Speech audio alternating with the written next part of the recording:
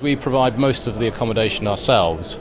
We do on occasion build with a developer, perhaps on a new site or a refurbished building, and we take a lease for maybe 20 years, but we run the building as if it was our own.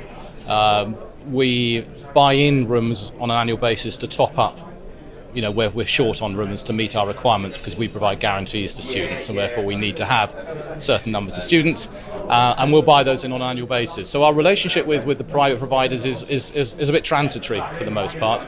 We go to them when we need to top up. But when we do deal with them, we take blocks of rooms, we deal with the student. We actually provide the residence assistants who will live in that accommodation to support the students, as well as their local management. So we never let go of our students, even if we're putting them with a third party. We keep that link, we keep the relationship, we make sure we have our people in there who are ensuring that they're getting the experience in the housing area that we expect them to get at a minimum level. Yeah, I mean the student accommodation offer is as important to the university as everything else, and we need to make sure we get that right. And when students come in, we look after them effectively. We help them settle in. We deal with issues that they may have. We have 55. We have over 100 different nationalities in our residences. There are a huge range of potential issues and benefits that come from having that such a diverse community. But it comes back to the whole student experience. I mean, it has a huge effect on both. I think there is evidence, and particularly in the US, who do this better than we do, in places like Australia, that students who live in university accommodation achieve better academic results. I mean, there is good evidence to support that. So universities are increasingly recognising that by providing that much more joined up approach and experience, then academically they can benefit. And that's partly because they get the security that we provide in accommodation, that they get the support, both from an academic point of view. There are people there who can perhaps pick up on when maybe things are going wrong for individuals, problems with settling in, cultural issues, language issues, settling into the universities, just generally.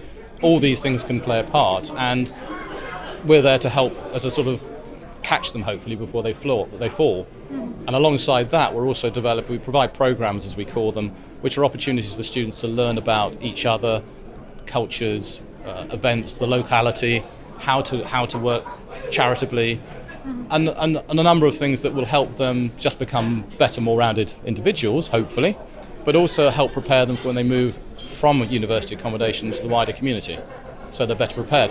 Bear in mind, a lot of our undergraduates come to us, they're only 17 or 18 years old, often for the first time away from home, often for the first time out of their own country. Huge range of issues and challenges. And postgraduates, much the same. They're older, but maybe some of them have moved away for the first time from home or their country. They're only with us for a year.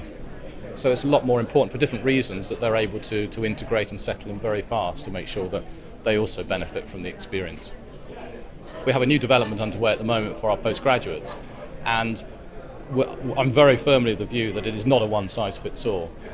They are not all looking for expensive accommodation. They're not all looking for accommodation that's got their own bathrooms, because how many students come from a home when they've got their own bathrooms? It's an aspiration, but when you actually put it against price and location and other services, that sort of quickly drops down the list. So we're developing twin rooms, what a lot of people call double rooms in the US and over here, because that helps the affordability issue.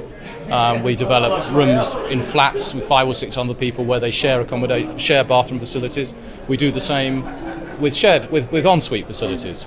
But we're not so keen on those because that isolates students more. They're tucked away in the room, there's less reason to come out, and it can make them a bit more insular just having that ensuite facility. But we do it because we recognise lots of people require it. We're less keen on providing studio apartments. We think that's not really what students are after, and if they want it, then there are commercial providers who will come up with the goods. So we're very conscious on providing a range, and a very exciting project we have coming on stream next September has a completely different concept for postgraduates, 480 of them living in a residence hall, ensuite rooms on corridors, lounges on each floor, large common spaces at the bottom, at the base of the building, small pantries on each floor that will allow them to light snacks and things, but the main kitchen facilities for the self-catered is a huge kitchen, 480 students, with 8 kitchens each looking after 60 students, and then communal dining down the centre. So it is completely. There are a couple of examples across the world, but not many. But again, it's recognising that there are many students who don't want to come to a university to live in a very small or closed community.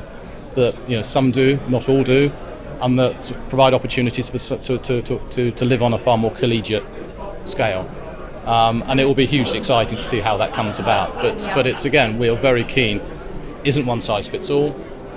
Lots of students are individuals, and we need to provide as wide a range of type of accommodation at a whole range of different price points.